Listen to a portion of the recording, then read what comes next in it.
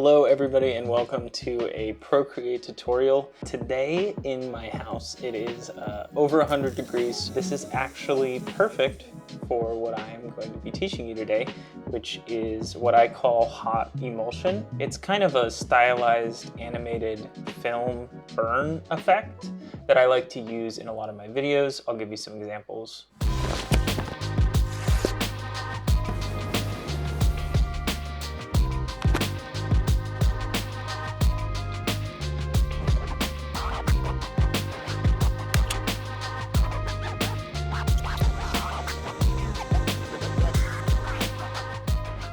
Something like that, or this, a bunch of stuff like that. You can do a lot with this effect, and I just want to let you know right out of the gate, I do make and sell a pack of these, so if you don't even want to bother with animating, feel free to download it, but if not, I'm going to show you the secret sauce right now. All right, so first things first, when you jump into Procreate, you're going to want to set up your canvas. So just turn on Animate Assist in that little toolbar right there. I prefer to switch my background to black because I build these with a dark background, because when you overlay them on footage in an edit, you're going to use the screen mode, and that will delete the black part of this film effect. All right, so I'm going to add a few frames. I prefer to edit this in 12 frames a second. I like that style, and I think it looks really good on top of 24 frames a second. So in animation speak, I'm animating on the twos, so every other frame it will change. I think this actually really helps with the aesthetic, and you don't have to draw as many frames. Okay, so we've got our canvas set up. First things first, we're gonna try to come up with a concept. I'm gonna do a lightning effect. So first things first, I want to add color and create the approximate shape of what I want to happen. So let's just do kind of a little lightning bolt-ish thing. And then what I'll do is on the same layer, I will add a little bit of white. I'm going to be a little bit lighter, and I like to use these paint brushes that have like a mix mechanic so that this is not just over top but kind of mixed in. So why I put these both on the same layer is I like how the brush strokes look. They feel more organic and they have more detail, but they have a little bit too much detail. So what I like to do is add a tiny bit of Gaussian blur just to mix everything together. And then I'm going to get to the meat of it, the secret sauce, which is the bloom effect. And we're going to add this not once, but twice. And sometimes I like to see if a little bit of a third time will help. And in this case, I think it does. So 10% on that third time.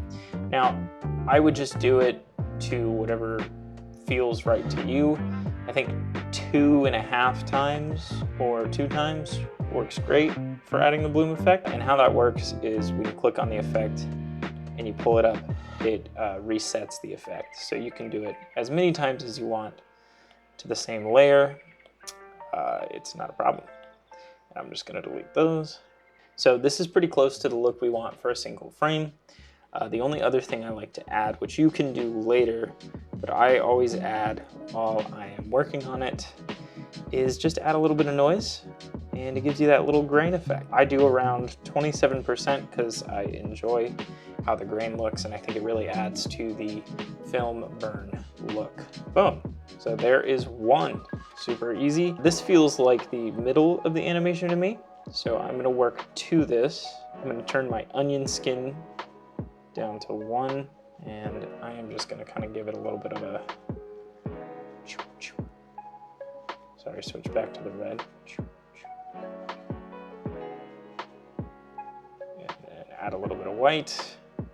And this little bit of white just really adds that bloom to feel like it's coming from the middle, so it feels like it's actually self-illuminating. A little bit of Gaussian like I did before. Add the bloom. Add the bloom. Another thing you can play around with is changing the amount of bloom as it starts. So maybe this one I'll only do like 1.5, so it feels like it's getting brighter as it comes in. Add that noise so I don't forget. Okay, I'm going to finish this animation and then I will go over it at the end.